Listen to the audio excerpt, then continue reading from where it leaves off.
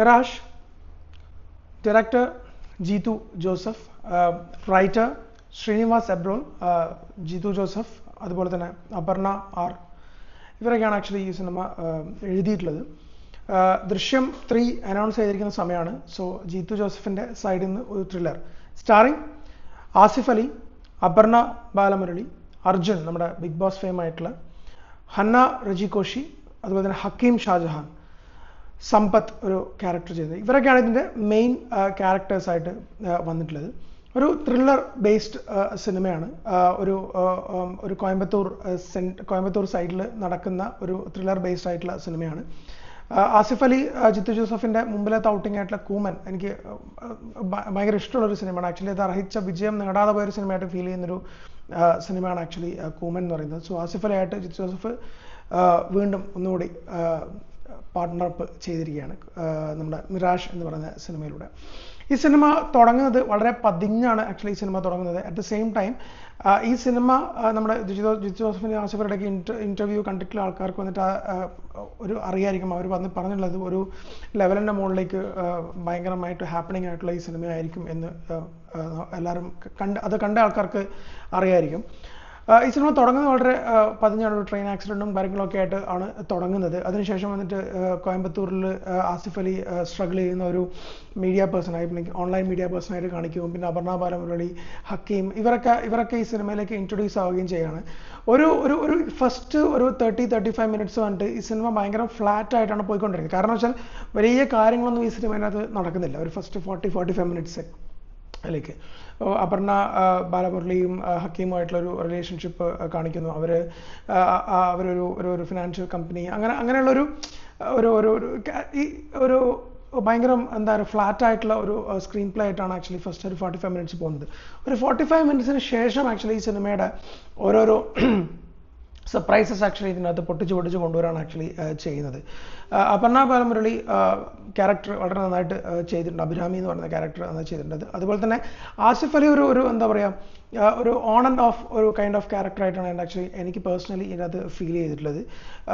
ഇവർ രണ്ടുപേരും കൂടാതെ വന്നിട്ട് ഏറ്റവും ഇവരുടെ കൂടെ തന്നെയുള്ള വേറൊരു ക്യാരക്ടറാണ് ആക്ച്വലി ഹന്ന എന്ന് പറയുന്ന ക്യാരക്ടർ. ആ കുട്ടിയാണ് ആക്ച്വലി കുറച്ചും കൂടി ഇനീഷ്യലി തന്നെ നമുക്കൊരു മിസ്റ്റീരിയസ് ഫീൽ തരുന്ന ഒരു കുട്ടി ഇതിൻ്റെ അകത്ത് ഒരു ക്യാരക്ടർ ഇതിൻ്റെ അകത്ത് ഉള്ളത്. അപ്പോൾ ഇത് ഫസ്റ്റ് തന്നെ ഇതിൻ്റെ റൈറ്റിങ്ങിലേക്ക് വരുന്ന സമയത്ത് ഈ റൈറ്റിംഗ് കുറേ കൂടി കോംപ്ലിക്കേറ്റഡ് ആയിട്ടുള്ള ഒരു റൈറ്റിംഗ് ആയിട്ട് ഫീൽ ചെയ്തു. കാരണം നമ്മൾ കോംപ്ലിക്കേഷൻ ഇൻ ദ സെൻസ് നമ്മൾ ഞാൻ പറയും 45 മിനിറ്റ്സിലേക്ക് ഇതിൻ്റെ ഹാപ്പണിങ്സ് വരുന്ന സമയത്ത് എന്ന് വെച്ചാൽ ഒരുപാട് ഇൻഫർമേഷൻസ് പ്രേക്ഷകരിലേക്ക് ഇങ്ങനെ തള്ളിവിടുകയാണ് ഈ സിനിമ.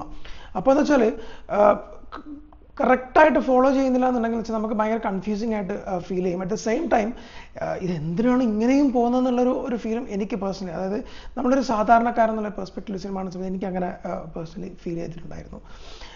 ഇത് നമ്മുടെ എന്താ പറയുക ട്വിസ്റ്റുകൾ ഇങ്ങനെ പൊട്ടിച്ചുകൊണ്ടിരിക്കുന്ന സമയത്ത് വെച്ചാൽ തിയേറ്ററിൽ ഒരു പരിധി കഴിഞ്ഞപ്പോൾ തിയേറ്ററിൽ ആക്ച്വലി ചിരിയാണ്.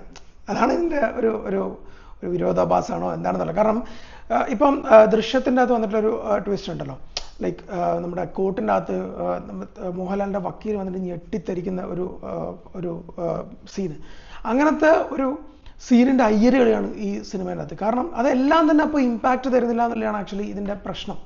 നമ്മൾ ഒരു ലോങ് അവൈറ്റഡ് ട്വിസ്റ്റ് സീനിൽ വരുമ്പോഴും നമ്മളൊരു 10 മിനിറ്റിൽ ഓരോ ട്വിസ്റ്റ് വരുമ്പോഴുള്ള ഒരു മൈൻഡ് സെറ്റ് വേറെയാണ്. അതാണ് ആക്ച്വലി സിനിമക്ക് ഒരു പോരായ്മ പോലെ എനിക്ക് പേഴ്സണലി ഫീൽ ചെയ്തിട്ടുള്ളത്. ഇതിനകത്തുള്ള വേറൊരു വലിയൊരു സംഭവം എന്ന് വെച്ചാൽ ഇതിനകത്തുള്ള ഈ സിനിമ കാണുന്ന പ്രേക്ഷകരെക്കാട്ടും കൂടുതൽ ഇതിനകത്ത് സർപ്രൈസ്ഡ് ആവുന്ന ആക്ച്വലി ആസിഫ് അലിയാണ്.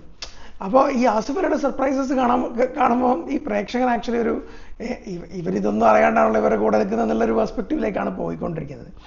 അപ്പോൾ അങ്ങനെ ഒരു സീരീസ് ഓഫ് ട്വിസ്റ്റുകളുടെ ഒരു അതിപ്രസരം, ഒരു കുത്തൊഴുക്ക് ഈ സിനിമേൻ്റെ അകത്ത് ഉള്ള പോലെ ഫീൽ ചെയ്തു.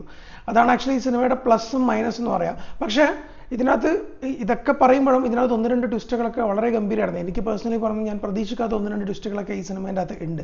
അതുകൊണ്ട് തന്നെ വന്നിട്ടെന്ന് വെച്ചാൽ ഒരുപാട് സ്പോയിലേഴ്സൊക്കെ വരുന്നതിനെക്കാട്ടും മുമ്പേ നമുക്കൊന്ന് പോകുന്നതാണ് ഇതിൻ്റെ ബെറ്റർ. ആ ഫസ്റ്റ് 45 മിനിറ്റ്സ് ഒന്ന് നമുക്ക് ഇത് റെഡിയായി. പിന്നെ ഈ ഇടയിലിടയിൽ വരുമ്പോഴുള്ള ആക്ഷൻ സീക്വൻസും കാര്യങ്ങളൊക്കെ വന്നിട്ട് പറയില്ല, ചില സമയത്തൊക്കെ ചില സീനുകളൊക്കെ വന്നിട്ട് വേഷം മാറി വരുന്ന സീൻ, ഇതൊക്കെ ഓക്കെ എന്നൊക്കെയുള്ള അവർ ഇതൊക്കെ എന്തോന്ന് അങ്ങനെയുള്ളൊരു സംഭവം നമുക്ക് ഫീൽ ചെയ്യുന്നുണ്ട്. അറ്റ് ദ സെയിം ടൈം നമുക്കൊരു ഒരു ഒരു എൻഗേജിങ് ആയിട്ടുള്ളൊരു ഇതിലേക്ക് ഈ സിനിമ പോകുകയും ചെയ്യുന്നുണ്ട്.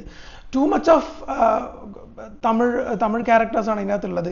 അപ്പോൾ വെച്ചാൽ കുറേ കൂടി വന്നിട്ട് കണക്ട് ചെയ്യുന്ന സമയത്തുള്ള പ്രശ്നങ്ങൾ, ഈ ക്യാരക്ടേഴ്സൊക്കെ എന്തിനാണ് ഈ ക്ലൈമാക്സിലോട്ട് വരുന്ന സമയത്ത് ഇവരൊക്കെ അറ്റ് എ ടൈം വരുന്ന സമയത്തുള്ള കൺഫ്യൂഷൻസും കാര്യങ്ങളൊക്കെ കുറച്ച് സിനിമക്ക് കൂടുതൽ നേരത്തെ പറഞ്ഞ പോലെ കൂടുതൽ കോംപ്ലിക്കേഷൻ കൊടുത്തിട്ടുണ്ട്.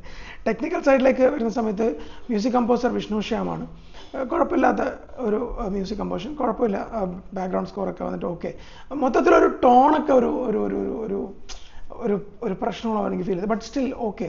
സിനിമാറ്റോഗ്രാഫർ സതീഷ് കുറുപ്പ് വളരെ നല്ല രീതിയിൽ ചെയ്തിട്ടുണ്ട്. പുള്ളി കുറേ മറ്റേ ജിത്തു ജോസഫിൻ്റെ സ്ഥിരം പരിപാടിയുള്ള റിഗും പിന്നെ ഫൈറ്റ് സീക്വൻസിലൊക്കെ വന്നിട്ട് നല്ല ക്യാമറ പരിപാടികളൊക്കെ യൂസ്. എഡിറ്റർ എന്ന് വെച്ചാൽ VS വിനായക്. ലിറ്ററലി കുറച്ച് ഒന്നും കൂടി കോൺസെൻട്രേറ്റ് ചെയ്ത്, എനിക്കറിയില്ല കോൺസെൻട്രേഷൻ എന്ന് എനിക്ക് പറയാൻ പറ്റുമെന്നറിയില്ല. ബട്ട് സ്റ്റിൽ കുറച്ചും കൂടി വന്നിട്ട് ഒരു നല്ല രീതിയിൽ വൃത്തിയായിട്ട് കട്ട് ചെയ്യായിരുന്നു എന്ന് എനിക്കൊരു അഭിപ്രായമുണ്ട്. കാരണം കുറേ കൂടി കോംപ്ലക്സോ സീനിൻ്റെ ഒരു ഫ്ലോ കുറേയൊക്കെ മിസ്സാവുന്ന പോലത്തെ ഒരു ഫീൽ എനിക്ക് ഇടയിൽ കിട്ടിയിട്ടുണ്ടായിരുന്നു. ഇത്രയൊക്കെയാണ് ഇതിൻ്റെ ടെക്നിക്കൽ സൈഡ് എന്ന് പറയുന്നത്. ആസിഫ് അലി അഗെയിൻ ഞാൻ പറഞ്ഞല്ലോ, ആസിഫ് അലിക്കാണ് ഈ സിനിമേൻ്റെ അകത്ത് ഏറ്റവും കൂടുതൽ കൺഫ്യൂഷൻ. അതായത് ഈ സിനിമയിലുള്ള ഈ സിനിമ കാണുന്നതിനെക്കാട്ടും കൂടി കൺഫ്യൂഷൻ ആക്ച്വലി ആസിഫ് അലിക്കാണ്. സോ അങ്ങനെയുള്ള പെർസ്പെക്റ്റീവിൽ എന്ന് വെച്ചാൽ ആസിഫ് അലി ഒരു ലെവൽ ഓക്കെ ഇത് ആസിഫ് അലി പിന്നെ ഭയങ്കര ട്വിസ്റ്റ് ആയിപ്പോയല്ലോ, അല്ലെ ആസിഫ് അലിക്കാണല്ലോ ഫുൾ ട്വിസ്റ്റ് എന്നുള്ള രീതിയിലേക്ക് ഉള്ള ഒരു പരിപാടിയൊക്കെ ഇതിൻ്റെ അകത്ത് വരുന്നുണ്ട്.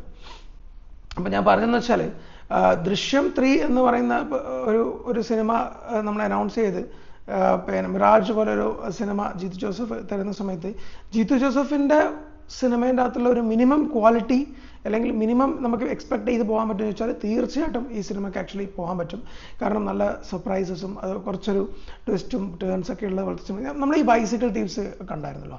ഈ ബൈസിക്കിൾ തീവ്സിനും എനിക്ക് പേഴ്സണലി തോന്നിയ പ്രശ്നമാണ് ഈ അതിപ്രസരത്തിൻ്റെ ഒരു പ്രശ്നം. അത് വെച്ച് മാറ്റി നിർത്തിക്കഴിഞ്ഞാൽ 1-2 നല്ല ട്വിസ്റ്റുകൾ ഈ സിനിമേൻ്റെ അകത്തുണ്ട്. കാണാൻ പറ്റുന്ന ഒരു മൂവിയാണ്, നല്ല രീതിയിൽ കണക്ട് ചെയ്തിട്ടുള്ള ഒരു മൂവിയാണ്. പക്ഷേ എങ്ങനെ വെച്ചാൽ പിന്നെയും നമ്മൾ ട്വിസ്റ്റ് ഒരേ സീനിൽ തന്നെ പിന്നെയും ട്വിസ്റ്റുകൾ വരുന്ന സമയത്തേക്ക് വെച്ചാൽ ചെറിയൊരു ഒരു രോചകം പോലെ നമുക്ക് ഫീൽ ചെയ്തു. അങ്ങനെയാണ് ആക്ച്വലി സിനിമ എനിക്കൊരു ആവറേജ് എക്സ്പീരിയൻസ് ആയിട്ട് മാറിയിട്ടുള്ളത്. സോ ആകെ മൊത്തത്തിൽ മിറാഷ് എന്ന് പറയുന്ന സിനിമ എങ്ങനെയാണെന്ന് ചോദിച്ചു കഴിഞ്ഞാൽ ജിത്തു ജോസഫിൻ്റെ ഒരു യൂഷ്വൽ എക്സ്പെക്ടേഷൻ ലെവലിലേക്ക് ഇല്ലെങ്കിൽ കൂടി നമുക്ക് ഡീസൻ്റ് ആയിട്ട് കണ്ടിറങ്ങാൻ പറ്റുന്ന ഒരു സിനിമയായിട്ടാണ് ആക്ച്വലി മിറാജ് എനിക്ക് പേഴ്സണലി ഫീൽ ചെയ്തിട്ടുള്ളത്. So do watch Mirage in your